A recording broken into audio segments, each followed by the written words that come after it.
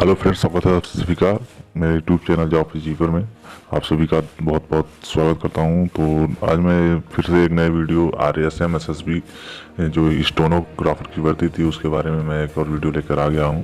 तो इसमें मैं डिटेल्स में बात करूंगा, नोटिफिकेशन सारे पढ़े जाएंगे और ध्यान से देखे जाएंगे, क्योंकि पिछली मेरी वीडियो में कट ऑफ की वीडियो में बहुत सारे कमेंट्स आ रहे हैं कि नोटिफिकेशन में कहाँ है, क्या है, कैसे है, आयु सीमा में छूट क्या है, कितनी होगी, कैसी होगी, अदर स्टेट के लिए क्या रूल है, स्किल टेस्ट के लिए कट ऑफ क्या होगा, या फिर आप कह सकते हो कि फर्स्ट फेज के लिए कितने परसेंटेज क्वालिफाइंग मार्क हैं, क्वालिफाइंग मार्क है या नहीं, और इस स्किल टेस्ट के बाद स्किल टेस्ट के लिए कितने परसेंट क्वालिफाइंग मार्क हैं, फेज 1 के लिए कितने रेट यानी कि रिटर्न के लिए कितने परसेंट मार्क हैं। तो इन सारे के बारे में डिटेल्स में बात करूंगा।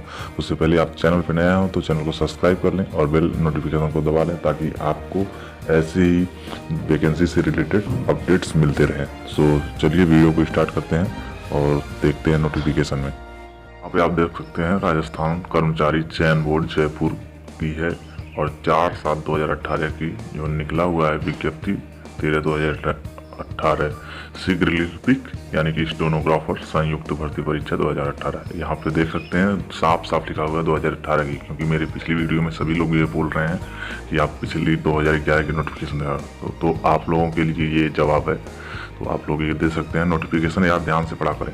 और देखिए यहाँ पे कितने शासन सचिवालय में 70 पोस्ट हैं, राजस्थान लोक सेवा आयोग में 5 पोस्ट हैं, वहीं राजस्थान के अधीनस्थ विभाग कार्यालय में 1010 पोस्ट हैं। तो टोटल 1085 पोस्ट पे भर्ती होनी है। और ऑनलाइन आवेदन प्रक्रिया क्या है, ये सब डिटेल्स यहाँ पे दिए गए हैं। तो मैं इन सबों को नहीं पढ़ता हूँ, क्योंकि ऑनलाइन आवेदन खत्म हो चुके हैं, परीक्षा शुल्क भी नहीं पढ़ूंगा, प्रेस पत्र भी नहीं पढ़ूंगा।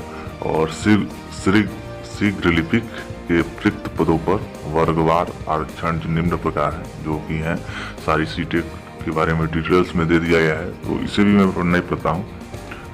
राजस्थान लोक सेवा आयोग में कितने पद हैं, ये सब भी डिटेल्स में है। इसके बाद शीघ्र लिपिक गैर अनुसूचित पद कोड, ये सब हैं, डिटेल्स हैं, लाइन से पढ़ लेंगे आप लोग सभी लोग। विशेष सूचनाएं जो हैं वो सब भी पढ़ लेंगे आप लोग। तो इन सबों को मैं स्किप करता हूँ, ठीक है। और वेतनमान जो है L10 है, ठीक है, शीघ्र लिपिक का L10 मैट्रिक लेवल यानी हाई स्कूल बेस्ड, ठीक। अन्य राष्ट्रीयता, एक बात ध्यान रखिएगा, कौन कौन आप लोग दे सकते हैं, कौन कौन से देश के। तो भारत का नागरिक हो तो हम लोग हो गए, ठीक है। फिर नेपाल का प्रजनन हो यानी कि नेपाल का नागरिक, ठीक। भूटान का प्रजनन हो, ऐसे तिब्बत शरणार्थी जो 1162 से पहले भारत में अस्थायी रूप से बसने में आए थे, वो सब भी हो जाएंगे। भारतीय मूल के व्यक्ति में यानी कि भारत में स्थानांतरण कर लिया हो, ठीक है, जो भारतीय मूल के हैं, जो कहीं भी रह रहे हैं यानी कि, ठीक है। उसके बाद आयु में क्या होगी, तो सामान्य वर्ग की महिला अभ्यर्थियों को 5 वर्ष की छूट जाएगी, और अनुसूचित जाति जनजाति, ठीक है, पुरुष अभ्यर्थियों को राजस्थान में 5 वर्ष की छूट होगी, स्थायी निवासी हो जो राजस्थान के हों, ठीक है। यानी कि अगर आप राजस्थान से बाहर के हो तो आपको जनरल में फाइट करना पड़ेगा, ठीक है। जनरल कैटेगरी में जितनी सीटें होंगी आप उस पर ही केवल फाइट करेंगे, ठीक। अब अनुसूचित जनजाति जाति अन्य पिछड़ा वर्ग महिला अभ्यर्थियों को राजस्थान में जो राजस्थान की निवासी हैं उन्हें 10 वर्ष की छूट दी जाएगी, ठीक है। अब आगे बढ़ते हैं। भूतपूर्व कैदी जो दंडित, ठीक है, सरकार के अधीन किसी पद पर मौलिक रूप से कार्य कर चुका हो और इस नियमों के तहत नियुक्ति के योग्य था, के मामले में अधिकतम आयु सीमा लागू नहीं, यानी कि अगर आप दंडित हैं, पूर्व कैदी हैं, तो आपको आयु सीमा में छूट नहीं दी जाएगी, ठीक। अब उस भूतपूर्व कैदी के मामले में जो अपनी दोष सिद्धि के पूर्व अधिक आयु नहीं था, मतलब ज़्यादा आयु नहीं था, नियमों के अधीन नियुक्ति के पात्र था, उपरोक्त अधिकतम आयु के सीमा में उस द्वारा भुक्त कारावास की कालावधि के बराबर अवधि की छूट दी जाएगी। मतलब जितने साल आप कारावास में जो सजा आपने झेला हुआ है उतने साल की आपको छूट दी जाएगी। मतलब आप 5 साल 10 साल जितने भी हों तो आपको छूट दी जाएगी, ठीक है। ये सारी हो गई बातें, धीरे धीरे सबकी सारी बातें होंगी, ठीक है। अब 35 तक है, जो कि 18 से 35 तक है यहाँ पे। अन्य जैसे कि यूपी वगैरह में होता है 18 से 40 होता है, लेकिन यहाँ पे आपको 18 से 35 दे रहा है। अब इसके बाद आते हैं हम पेंशन, ठीक है। तो नए भर्ती नियुक्ति होने वाले कर्मचारियों के लिए नियमानुसार अंशदायी पेंशन योजना, तो हाँ पेंशन जरूर आपको मिलेगा, ठीक है। विवाह पंजीयन ये सब तो हो गया, ठीक है। परीक्षा शुल्क हो गया, परीक्षा की माध्यम ये तो आप जान ही रहे हैं, ठीक है। अनापत्ति, ठीक है। आवेदन कैसे करें ये भी आपको पता है। अब आते हैं ऑनलाइन आवेदन, श्रुति लेख सुविधा, प्रमाण पत्रों का सत्यापन ये भी हो जाएगा। उसके बाद आते हैं लिपिक पदों यानी कि स्टोनों के पदों पर भर्ती हेतु परीक्षा का स्कीम। तो परीक्षा के स्कीम जाने गए हैं। रिटन पेपर आपने दे दिया, यानी कि फेज 1 आपका पेपर दे दिया है, जो कि 200 क्वेश्चन का था, 200 पॉइंट नंबर का था। 3-3 घंटे के 2 पेपर आपने दिया था, ठीक है। एक सामान्य ज्ञान जी के जीएस वगैरह था, और दूसरा था सामान्य हिंदी और अंग्रेजी, ठीक है। अब दूसरी कहते हैं स्किल टेस्ट में। तो स्किल टेस्ट में आपको क्या 10 मिनट में आपको 100 वर्ड पर मिनट के सूत्र लिखना होगा, ठीक है। और ये 100 पॉइंट का होगा, 100 पॉइंट यानी कि 100 अंक का, ठीक है। 100 मार्क का होगा। आशुलिपिक परीक्षण हिंदी का जो होगा 100 वर्ड पर मिनट होगा, ये भी 10 मिनट का होगा, और ये भी 100 पॉइंट का होगा, ठीक है। और 70 मिनट आपको दिए जाएंगे इसके लिए, और अंग्रेजी के लिए 60 मिनट दिए जाएंगे। और यही जो 2011 की थी उसमें 80 वर्ड पर मिनट था, और यहाँ पे था। स्पष्टीकरण में आ जाते हैं।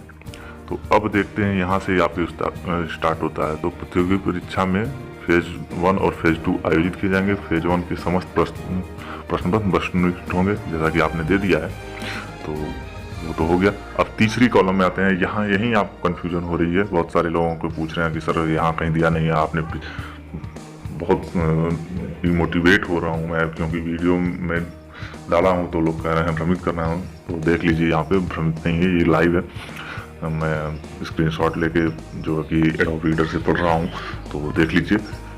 ऐसे समस्त अभ्यर्थी, तीसरा कॉलम देखिए ध्यान से, ऐसे समस्त अभ्यर्थी को जो फेज 1 की परीक्षा के प्रत्येक प्रश्न पत्र में न्यूनतम 40% अंक प्राप्त करते हैं और कुल इतने ही प्रतिशत अंक प्राप्त करते हैं, ठीक है। प्रत्येक मतलब फेज 1 की प्रत्येक परीक्षा में, यानी कि फर्स्ट पेपर और सेकंड पेपर में 40%, जो भर्ती एजेंसी द्वारा संख्या के इष्टतम निबंधित के लिए फेज 2 में प्रवेश दिया जाएगा। यानी कि जो होंगे क्वालिफाइड एजुकेटेड होंगे, मतलब क्वालिफाई करेंगे 40% उनको ही केवल मेरिट के आधार पर क्वालिफाई करेंगे। उसके बाद मेरिट के आधार पर, यानी कि जब वो उतने लोग हो जाएंगे, उसके बाद सीट के अनुसार जितनी भी उनको पास कराना होगा, क्वालिफाई कराना होगा, क्राइटेरिया बना के अपना करेंगे, ठीक है।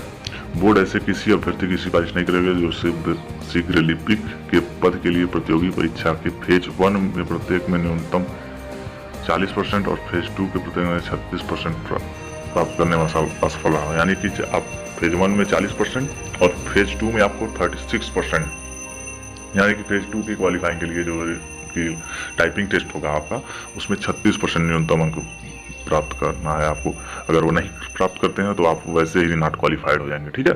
तो आप क्वालिफाई नहीं होंगे। तथा देख लीजिए यहाँ पे ध्यान से, अनुसूचित जाति अनुसूचित जनजाति प्रवर्ग के अभ्यर्थियों को प्रत्येक फेज के प्रश्न पत्र में न्यूनतम अंकों में, जो कि न्यूनतम अंक आपका जैसे कि 40% हो गया वहाँ पे, यहाँ पे 36% हो गया, तो न्यूनतम यानी कि फर्स्ट फेज में उनको 5% की छूट मिलेगी। यानी कि उनके लिए अनुसूचित जाति जनजाति के लिए 35% हो जाएगा, और फेज 2 के लिए आपको 36% हो जाएगा। 36% है तो 36 में 5 में यानी कि 31% आपको शिथिलीकरण हो जाएगा। तो यानी कि 5% का शिथिलीकरण हो जाएगा। तो यही है आपको मेन सार। अब अभ्यर्थियों द्वारा परीक्षा के फेज 1 और फेज में प्राप्त अंकों की गणना उनका अंतिम योग्यता क्रम अवधारित करने के लिए की जाएगी, ठीक है। ये सब हो गया। अब यही है आपका नोटिफिकेशन। तो यहाँ देखिए, आप लोग नोटिफिकेशन को ध्यान से पढ़ा करिए, क्योंकि नोटिफिकेशन में ही सारी डिटेल्स होती हैं। अगर आपको कोई भर्ती में बदलाव आता है तो नोटिफिकेशन के द्वारा ही, नोटिफिकेशन के माध्यम से ही आप क्लेम करेंगे। तो नोटिफिकेशन को ध्यान से पढ़िए, तभी कमेंट कीजिए। आप ऐसे ही वीडियो पे आके कमेंट कर देंगे तो डिमोटिवेट मैं तो हूँ, और चैनल पे जो नए लोग आएंगे वो भी डिमोटिवेट होते हैं, क्योंकि वो कमेंट पढ़ते हैं तो देखते हैं कि क्या क्या लिखा हुआ है। तो आप नोटिफिकेशन को अगर पढ़ना चाहते हैं तो मैं डिस्क्रिप्शन के लिंक में दे दूँगा, कि वहाँ से आप लिंक को क्लिक करके नोटिफिकेशन डाउनलोड कर सकते हैं और पढ़ सकते हैं। तो आई होप आपको वीडियो अच्छा लगा हो तो वीडियो अच्छा लगा हो तो लाइक कीजिए और मिलते हैं नेक्स्ट अपडेट में। तो तब तक के लिए thank you guys, thank you for watching, goodbye, take care.